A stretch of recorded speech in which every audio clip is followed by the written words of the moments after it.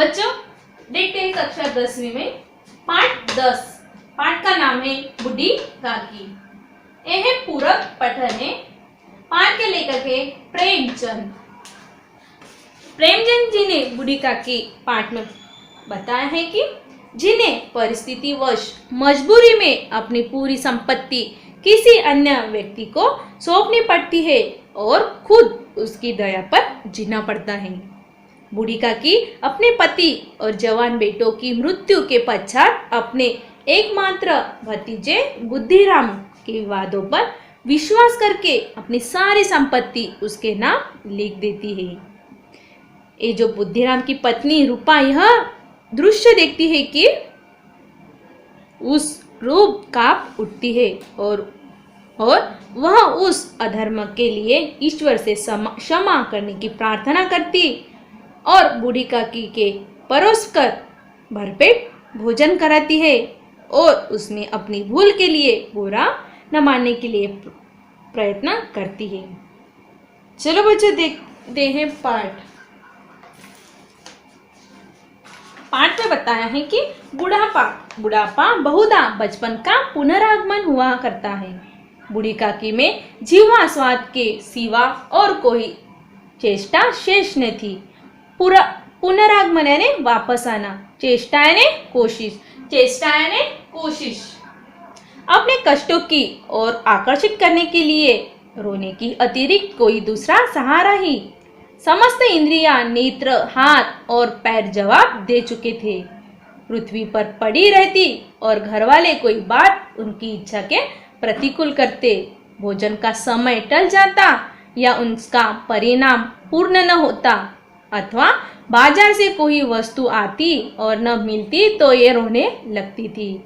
उनका रोना सिसकना साधारण रोना न था। वे गला फाड़ कर रोती थी। सिसकना यानी सिसकी मारकर रोना, परिणाम यानी मात्रा। उनके पतिदेव को स्वर्ग सिधारे कालांतर हो चुका था। बेटे तरुण होकर चल बसे थे। बस अब एक भतीजे के सिवाय और कोई न था। उसी भतीजे के नाम उन्होंने अपनी सारी संपत्ति लिख दी थी। लिखाते समय भतीजे ने खूब लंबे चौड़े वादे किए, किंतु वे सब वादे केवल कुली डिपो के दलालों के दिखाए हुए सब बाग ने झूठ सपने थे। यद्यपि उस संपत्ति की वार्षिक आय 200 रुपए से कम नहीं थी। तथापि बूढ़ी काकी को पेट भर भोजन की कठिनाई से मिलता था। इसमें उनके भतीजे पंडित बुद्धिराम का अपराध था अथवा उनकी अर्धांगिनी यानी पत्नी, जो उसकी पत्नी श्रीमती रूपा का इसका निर्णय करना सहज नहीं। बुद्धिराम स्वभाव के सज्जन थे, किंतु उसी समय तक जबकि उनके कोशिश पर कोई आँच न आए। रूपा स्वभाव से तीव्र थी। तीव्र यानी रूपा ही तेज क्षीण थी, पर ईश्वर से डरती थी। अतएव बूढ़ी काकी को उसकी तीव्रता उतनी न खिलती थी जितनी बुद्धिराम की भलमान साहत थी। भलमान साहत यानी शरारत थी। बुद्धिराम को कभी कभी अपने अत्याचार का खेद होता था। अत्याचार यानी दुराचार का खेद होता था। विचारते कि इसी संपत्ति के कारण मैं इस समय भला मानुष बना बैठा है। भला मानुष यानी भला आदमी बनकर बैठा हूँ। लड़कों को बुढ़ों से स्वाभाविक विद्वेष होता है। विद्वेष यानी शत्रु जैसे होता है। और फिर जब मैं माता पिता का यह रंग देखते तो वे बूढ़ी काकी को और सताया करते। कोई चुटकी काटकर भागता, कोई उन पर पानी की कुल्ली कर देता। काकी चीख मारकर रोती। हाँ, काकी क्रोधातुर होकर बच्चों को गालियां देने लगती तो रूपा घटनास्थल पर पहुंचती। इस भय से काकी अपनी जीवा कृपान का कदाचित ही प्रयोग करती थी। इस पाठ में लेकर कहते हैं कि बुढ़ापा है ये जो बचपन जैसा वापस आता है। उसके बाद कोई उसकी चेष्टा करते हैं।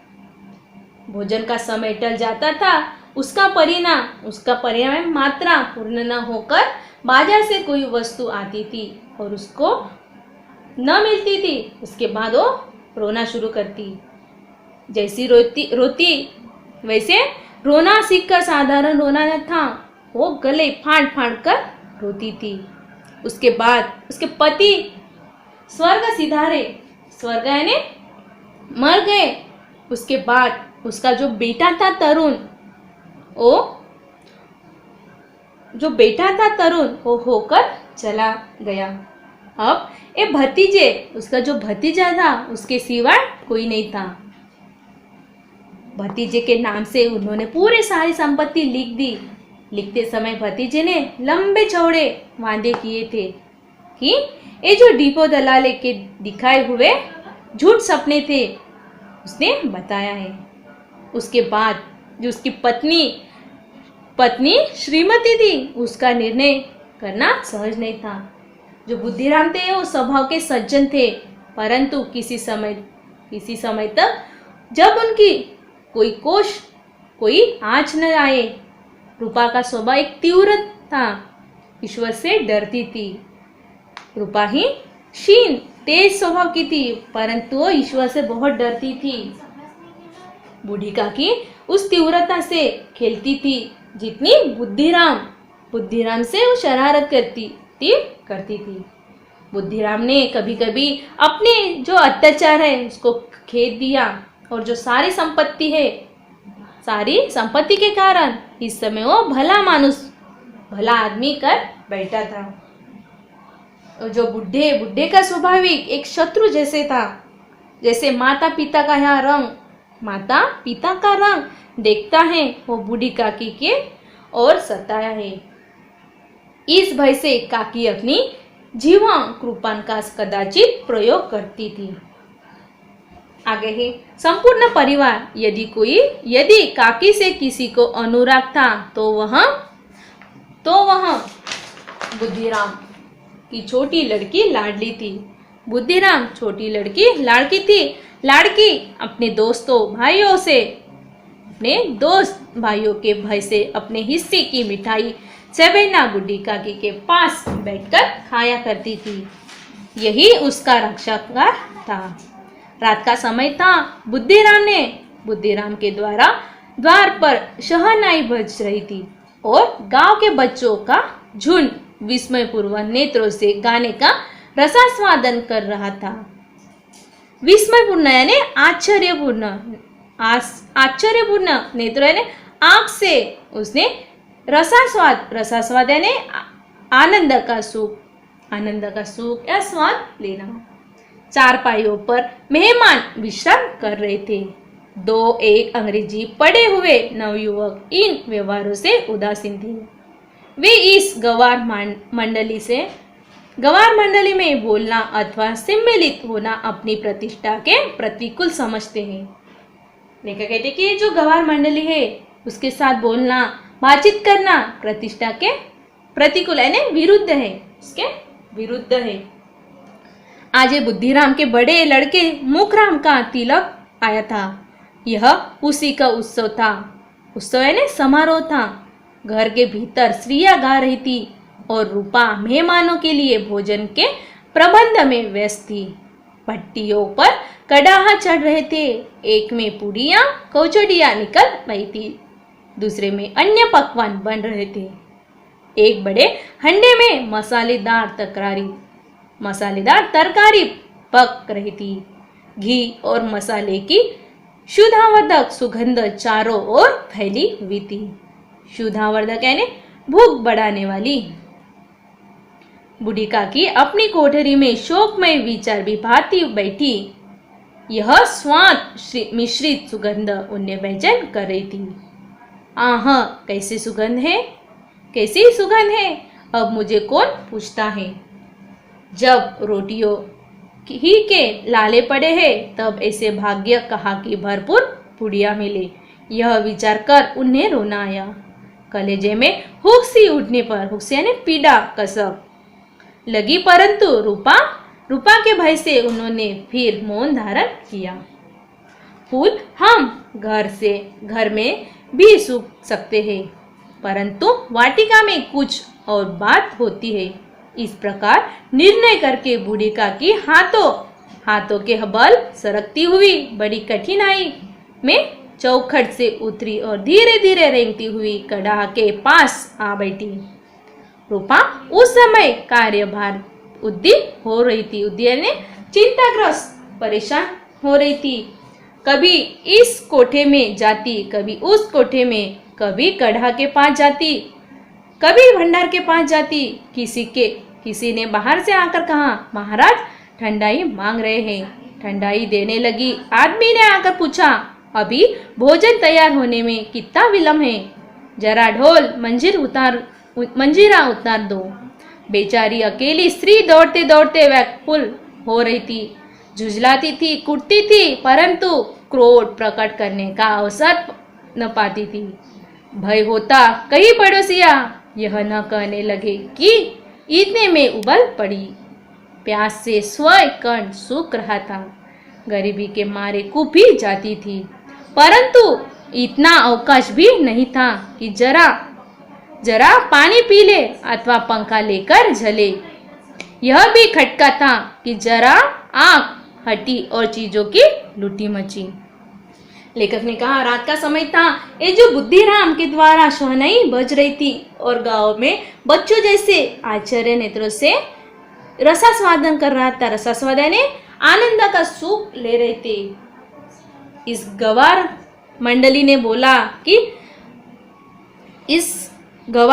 ने बोलना अथवा सम्मिलित होना सबको विरुद्ध समझते थे, क्योंकि ये जो आज बुद्धिराम के बड़े लड़के मुखराम का तिलक आया था, यह उसी का समारोह था। बूढ़ी काकी अपने कोठरी में शोकमय विचार की भांति बैठी हुई थी। रूपा उस समय कार्यभार से परेशान थी।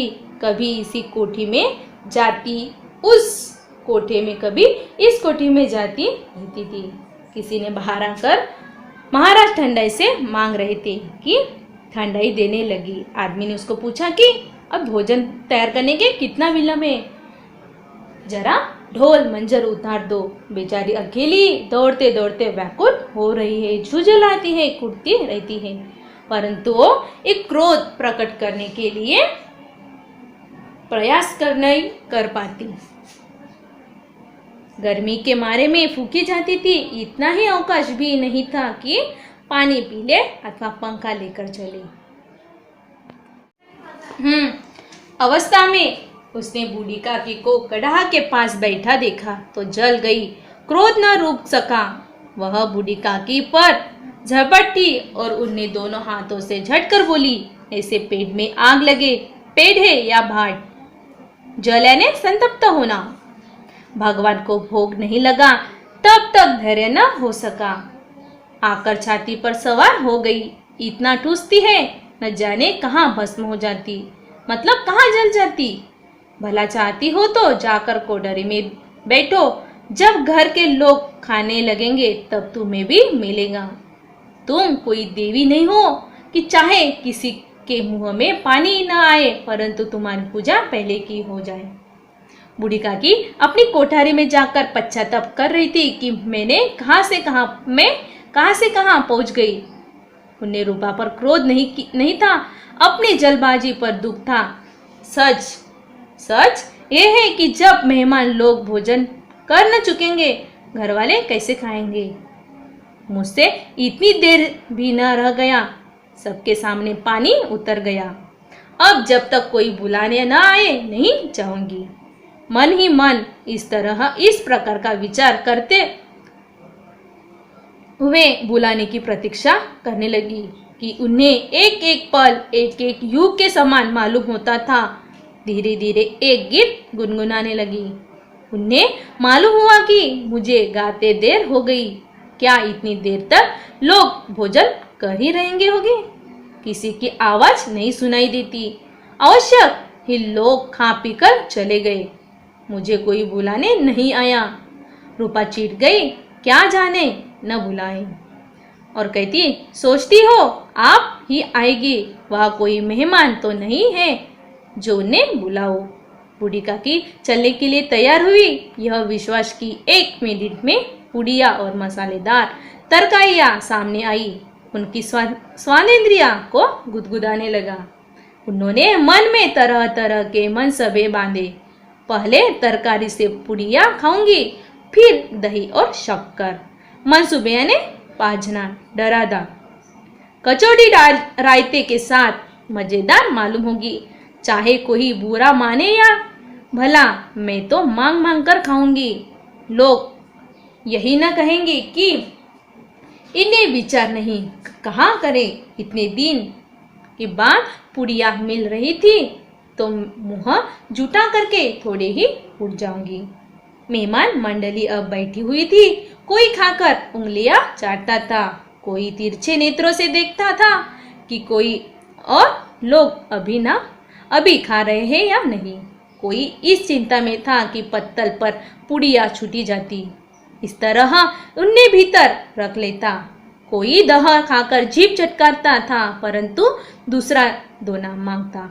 संकोच करता था, संकोच यानी लज्जा करता था कि इतने में बुढ़ी काकी रेंगती हुई उनके बीच में जा पहुंचता। कई आदमी चौंकर उठ खड़े हुए पुकारने लगे, अरे यह बुढ़िया, ये बुढ़िया कौन है? यह कहाँ से आई? देखो किसी को छू ना दे। पंडित बुद्धिराम काकी को देखते ही क्रोध से तिलमिला गए। तिलमिलाने बेचैन हो गया। बुढ़िया का हाथ लिखे खड़े हैं। थाल को जमीन पर पटक दिया और जिस प्रकार महाजन निर्दया ने कठोर हृदय वाला किसी बेईमान और भगाड़ कर्जदार को देखते ही झपट कर उसका तेंदुआ पकड़ लिया। तेंदुआ ने गला पकड़ लिया। उसी तरह लपक उन्हें कोठारी में धम से पटक दिया। आशा रूपी वाटिका लू के एक झांक में नष्ट विनष्ट हो गया।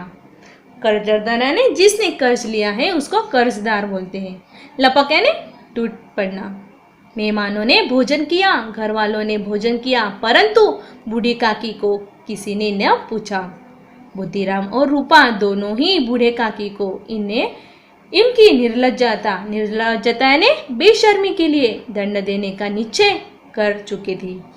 उनके बुढ़ापे पर, दीनता पर, हत्यान पर किसी को करुणा न आई थी। करुणा ने दया नहीं आई थी। अकेली लाडली उनके लिए कूट रही थी। लाडली को कुटिया ने चीड़ना, अकेली वो चिढ़ गई थी। लाडली को काकी से अत्यंत प्रेम था। बेचारी भोली लड़की थी कि बाल विनोद और चंचलता की उसमें गंध तक नहीं थी। दोनों बार जब उसने पिता ने काकी को निर्दयता से घसीटा और लाडली का हृदय ठेक कर रह गया। वह झूझला यानी वो चिढ़ गई कि यह लोग काकी को क्यों बहुत सी पुड़िया नहीं देते। उसने अपने हिस्से की पुड़िया बिल्कुल न खाई थी। अपनी गुड़ियों को पिटारी यानी मूंज आदि बना डिब्बे में शक्कर का पात्र। उन पुड़ियों को काकी के पास ले जाना चाहती थी कि उसका हृदय अंदर हो रहा था। अंदर यानी उसका हृदय बहुत उतावला जैसा रहा था कि बूढ़ी काकी मेरी बात सुनते ही उठ बैठी। पुड़िया देखकर कैसी प्रसन्न होगी, मुझे खूब प्यार करेगी। रात के 11 बज गए थे। रूपा आंगन में पड़ी सो रही थी। लाडली की आंखों में नींद न आती थी। काकी ने पुड़िया खिलाने की खुशी से सोने न देती थी। उसने पुड़ियों की पिटारी सामने ही रख दी। जब विश्वास हो गया कि अम्मा सो रही है तो अपनी पिटारी उठाई और बूढ़ी काकी की कोठरी और चली गई। सहसा कानों में आवाज आई, काकी उठो, मैं पुड़िया लाई हूँ। काकी ने लाडली की बोली पहचानी, झटपट उठ बैठी। दोनों हाथों से लाडली की टटोला ने उंगलियों से छू कर उसको उठाया। लाडली ने पुड़िया निकाल कर दी। काकी ने पूछा, क्या तुम्हारी अम्मा ने दी है? क्या तुम्हारे अम्मा ने दी है? तो लाडली ने कहा, नहीं, ये मेरे हिस्से की है। काकी पुड़ियों पर टूट पड़ी। 5 मिनट में पिटारी खाली हो गई। लाडली ने पूछा, काकी पेट भर गया? लाडली ने क्या पूछा? काकी तुम्हारा पेट भर गया क्या? जैसी थोड़ी सी वर्षा ठंडक के स्थान पर गर्मी पैदा कर देती है, उसी भांति इन थोड़ी पूरियों ने काकी की क्षुधा और इच्छा को और उत्तेजित कर दिया था। बोली, नहीं बेटी, जाकर अम्मा से और मांग ला। लाडली ने कहा, अम्मा सोती है, जाऊंगी तो मारेगी। काकी ने पिटारी को फिर टटोला, उसमें कुछ खुरचन गिरे थे, उन्हें निछावर वे खा गई। बार बार होठ चाटती थी, चटखारे खाती भरती थी कि हृदय महसूस रहा था कि और पुड़िया कैसे पाऊं। संतोष सेतु जब टूट जाता है तब इच्छा का बहाव अपरिहित हो जाता। मत वालों को मदद का स्मरण करना उनमें मदान बनता है। काफी का अधीर मन इच्छा के प्रबल प्रवाह में बह गया। उचित और अनुचित का विचार जाता था। वे कुछ देर तक उस इच्छा को रोकती और मेरा हाथ पकड़कर वहां से चले जाओ, ऐसा मेहमानों ने बैठकर भोजन ले लिया। लाडली उनका अभिप्राय समझ न सकी। उसने काकी का हाथ पकड़ा और जाकर छूटे पत्तलों से पास बैठ दिया। दीन शतादूर हथनन बुढ़ियों पत्तलों से पुड़िया के टूट के टुकड़े चुन चुन कर भक्षण करने लगी। काकी बुद्धिहीन होते हुए इतना जानती थी कि मैं काम कर रही हूं तो मुझे कदापि ना करना चाहिए। उसी समय रूपा की आंखें खुली। उससे मालूम हुआ कि लाडली मेरे पास नहीं है। वह चौकी चारपाई के इधर उधर ताकने लगी कि कहीं नीचे तो नहीं गिर पड़ी। उसे वहां न पाकर वह उठी तो क्या देखती है कि लाडली जूठे पत्तलों के पास चुपचाप खड़ी है और बूढ़े काकी पत्तलों पर से पुड़ियों को टूट के उठा कर खा रही थी। ऐसा प्रतीत होता मानो जमीन रुक गई, आसमान चक्कर खा रहा है। संसार पर कोई आपत्ति आने वाली है। रूपा को क्रोध न आए। शोक के सम्मुख क्रोध कहाँ? क्रोध यानी सामने। करुणा और भय से उसकी आंखें भर गई। इस अधर्म के पाप का भागी कौन है? उसने सच्चे हृदय गगन यानी आकाश की मंडल और हाथ उठाकर कहा, परमात्मा मेरे बच्चे पर दया करो, इस अधर्म का दंड मुझे मत दो, नहीं तो मेरा सत्यानाश यानी सर्वनाश हो जाएगा। रूपा को अपनी स्वार्थता पर अन्यास इस प्रकार प्रत्यक्ष रूप में कभी न दिख पड़ी। वो सोचने लगी, हाय कितनी निर्दयी हूँ, जिसकी संपत्ति से मुझे 200 रुपया वार्षिक आय हो रही है, उसकी यह दुर्गंधी और मेरे कारण। हे दयामय भगवान, मुझसे बड़ी भारी गलती हो गई, मुझे क्षमा करो। आज मेरे बेटे का तिलक था, सैकड़ों मनुष्यों ने भोजन किया, मैंने उससे इशारों से दासी बनी रही, अपने नाम के लिए सैकड़ों रुपए व्यय किए, परंतु जिसकी बदौलत हजारों रुपए खाए, उसे इस उत्सव में भी भरपेट भोजन न दे सकी, केवल इसी कारण कि वह वृद्धा असहाय है। असहाय ने जिसकी कोई सहायता करने वाला न हो, उसको असहाय कहते हैं। रूपा ने कंठा वरुद्ध स्वर से कहा, काकी उठो, भोजन कर लो, मुझसे आज बड़ी भूल हुई, उसका बुरा न मानना। परमात्मा से प्रार्थना कर दो कि वह मेरा अपराध क्षमा कर दे। भोले भोले बच्चे की भांति जो मिठियाँ पाकर मार और तिरस्कार सब भूल जाता है, तिरस्कार यानी अपमान अनादर भूल जाता है, और बूढ़ी काकी वैसे ही सब भूलकर बड़ी हुई खाना खा रही थी, सब भूलकर बैठी हुई खाना खा रही थी। उनके एक एक रोए से सच्ची सदिच्छाएं ने शुभ कामनाएं निकल रही थी, और रूपा बैठी इस स्वर्गीय दृश्य का आनंद लेने में निघम रहती थी। रेखा अच्छे से आनंद ले रही थी।